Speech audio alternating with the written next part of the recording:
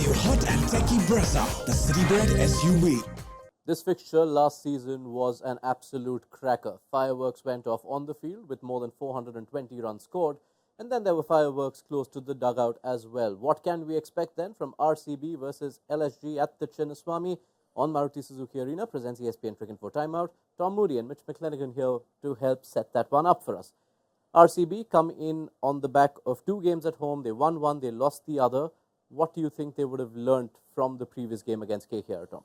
I think it's confirmed that they know when they're batting, if they bat first, they need to, probably be at least 15, 20 runs above par. So they need to make sure that, if someone does get in, they need to push that total beyond what they think is a par score. And the other aspect is they need to, really consider their overseas combination around, how they're going to defend effectively at that venue.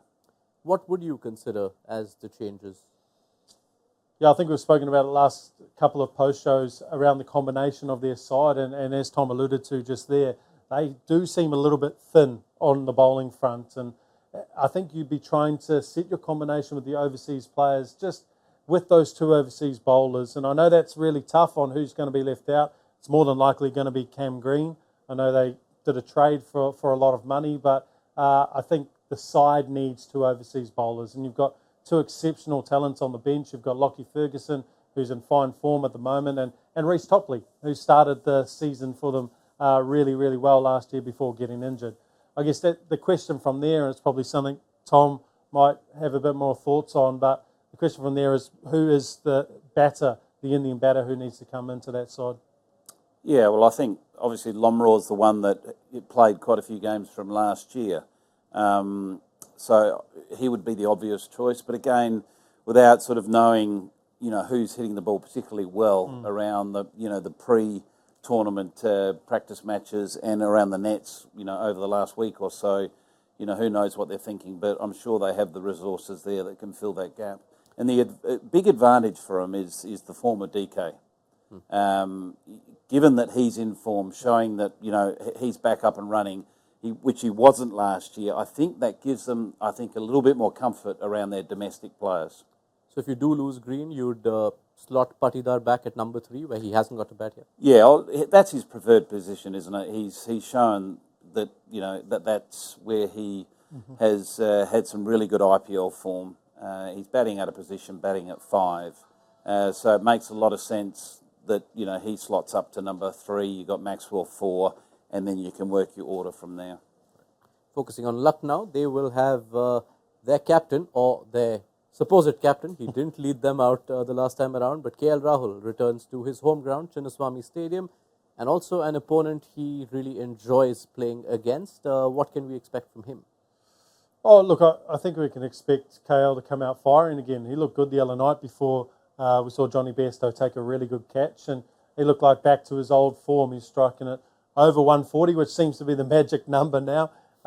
He's striking at 166, and he was going exceptionally well. So I think having players in form and maybe one of the world's best players in Nicholas Pooran below him in that batting order gives him the confidence that not all's lost if he doesn't bat throughout the whole innings, and that's a really good confidence booster for him, because the rest of the order for Lucknow looked really good the other night.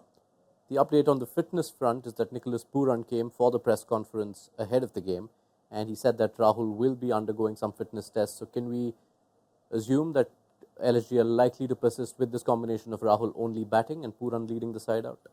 They certainly won't take any risks, not at this stage of the tournament. So if they can protect him and still have the advantage of playing him, it's a bit of a no-brainer, really. And that's the advantage of this impact sub. You can still have a world-class batter in your lineup and protect him in the field. Pooran in a leadership role is something at least the IPL viewers wouldn't have seen much of. But what can that do to his batting? Is he someone who will take it on more naturally? Do you expect his batting to still continue at the levers that we know Pooran for? Yep. Well, a pretty easy question to answer. The MLC where he captained, he scored 100 in the final to get them the trophy in that tournament. And then in the ILT20, his batting was sensational in the final again. So he doesn't seem to be fazed by the extra additional pressure of being the skipper.